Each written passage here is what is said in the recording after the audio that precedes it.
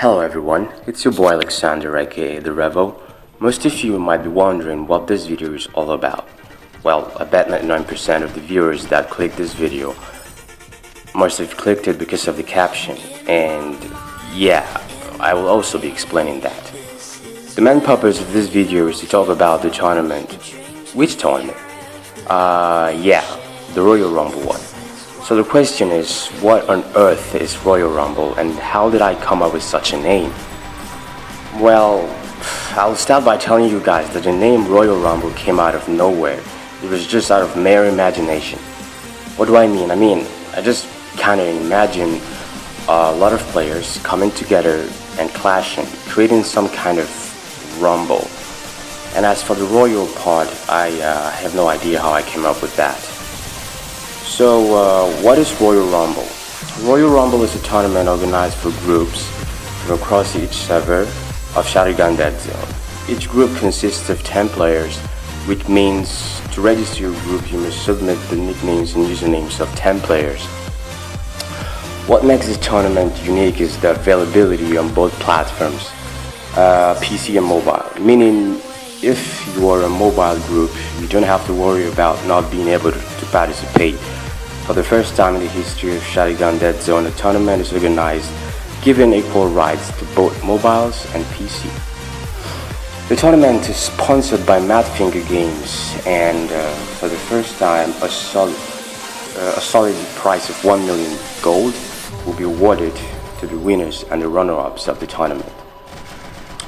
I'll start by explaining the rules. The first and the most obvious rule is that of no hacking rule. And if you are caught hacking, obviously you won't just get your account banned, but also get your team disqualified. So think twice before putting yourself and your whole team in a mess. Secondly, all guns are allowed, including rocket. All items are allowed, including mines, turrets, and flashbangs. No camping, and every single game must be played on the Clan War Plus preset. Failure to do so would deny any camping accusations from your team. Every player must play with their tags, their nicknames, in every game. Failure to do so will result in the notification of the team's score.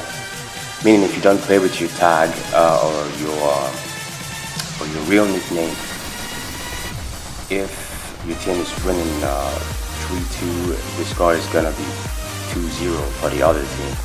So you guys definitely shouldn't risk such a thing.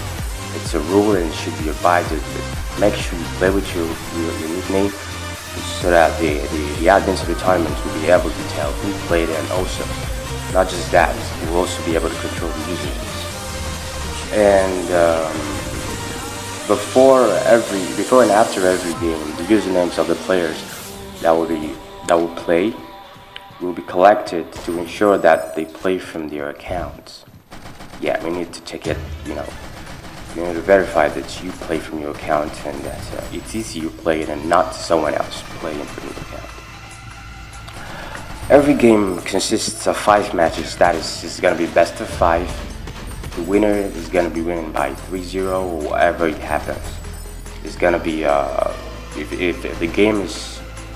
the groups that are facing each other are from Europe, they're gonna play all 5 games in Europe. And if they're from Asia, you're gonna play all 5 games from Asia. If they're from US, you're gonna play all 5 games in US.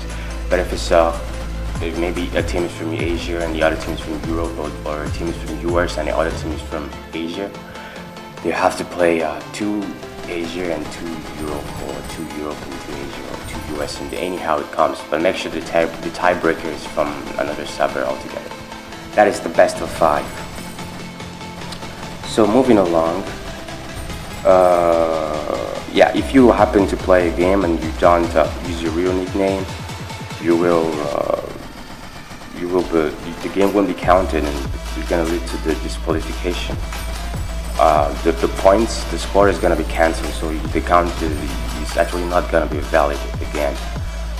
And another thing is, you cannot rage quit from any game. You must remain till the very end of the game. If you're playing and you think you're gonna be smart enough, you see you're not playing pretty well, and at the end of the game, you disconnect or you rage quit because, I don't want people to see that I played bad. Well, that's bad news for you, because if you do so, you're going to be banned for the rest of the tournament. So it's either your team substitutes you with someone else, or your team goes on with the 9 players that are left. So don't play the smart-ass boy. Make sure you continue and you stay through the end of every game, and do not disconnect or do not rage quit. Well, in case a player happens to disconnect before 120 spawns, the others, his own teammates, should disconnect from the game. Because I've had similar situations in which a player disconnects and the others remain in the game. Even if the player disconnected before 120 spawns, if you remain in the game, it means you agree and you accept the fact that you were willing to move along. Do not come out there and complaining, oh look, he disconnected, so we want to rematch. If you want to rematch, you must make sure you disconnect with him too immediately, and not when you want. And if I wouldn't want a situation in which before 120 spawns, if you see that you don't have zone C, you try to play it smart and you disconnect so that others disconnect. You keep doing it that way over and over. We admins can when it becomes a joke, and we wouldn't condone it.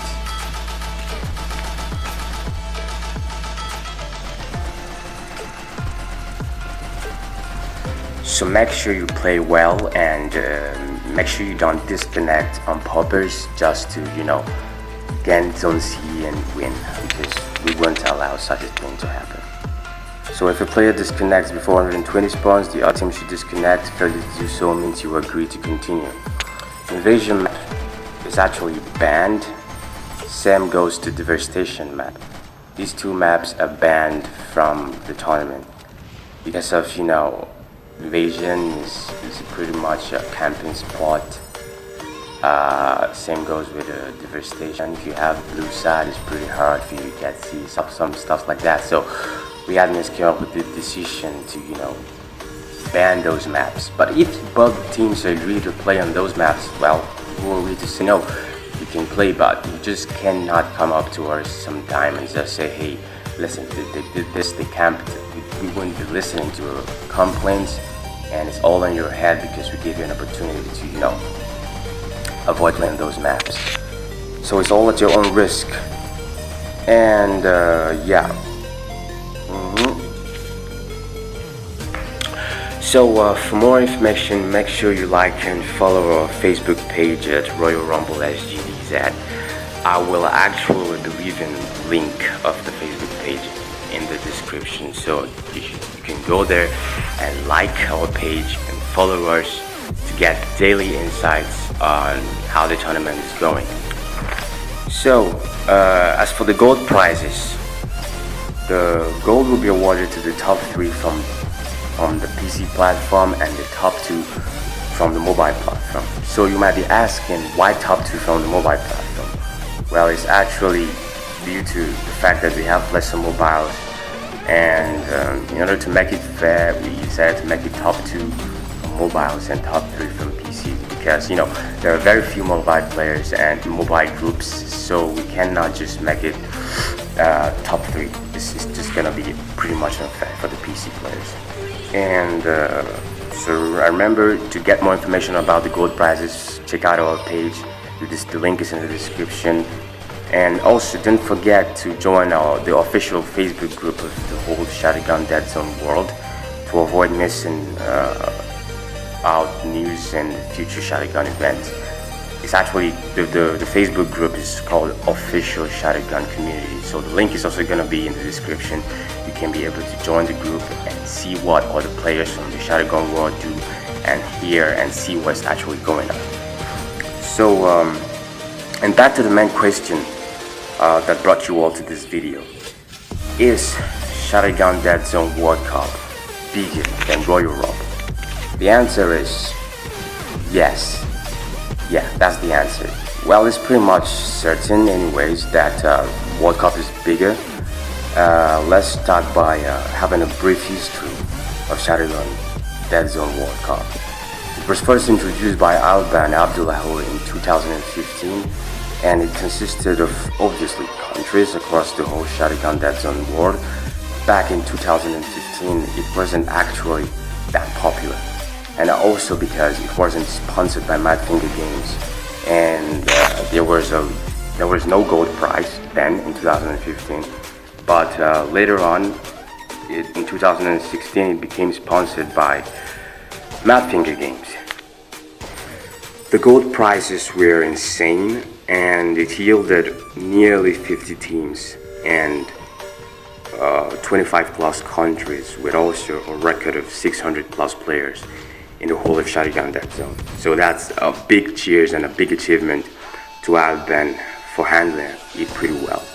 Although in 2017 the World Cup wasn't as big as the others, but no tournament has contained over 600 plus players to date. So that's actually the main key fact that makes World Cup the biggest tournament in Sharingan Dead Zone. And not just the biggest, but the first too.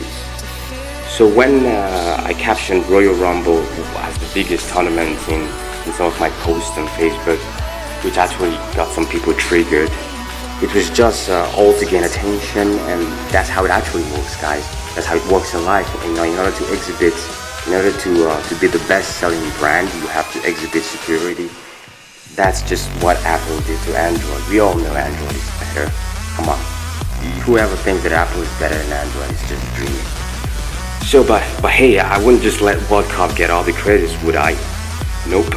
Comparing the two tournaments, Royal Rumble gives everyone a chance to participate. One thing World Cup doesn't, because some players can't participate due to, inability to get enough players per country, while Royal Rumble, gives you a chance at every minute to participate. So even if you are level 1, level 2, level 3, as long as you get a bunch of players, make sure you're up to 10, you register, you are in. You don't have to be from the same country, from anything. So that's a point. That's where, Royal Rumble gets an upper hand. And also, when it comes to platforms, Royal Rumble also takes an upper hand here. I've given players from both platforms equal opportunity to compete from respective platforms, and giving the mobiles to compete versus mobiles and PC to compete versus PC without having to worry at all. And I'm getting a winner from both platforms. And that's actually something that's that hasn't actually happened in Sharingan Dead Zone, and the Royal Rumble was actually the first tournament to make it happen. And hopefully, I guess that the winner from mobile and the winner from PC might get to face each other. Just that'll be no prize, but just to make things look more interesting. We'll just see to it later on. And lastly, in Royal Rumble, all items are allowed, including mines and turrets, which for the first time are allowed in a tournament.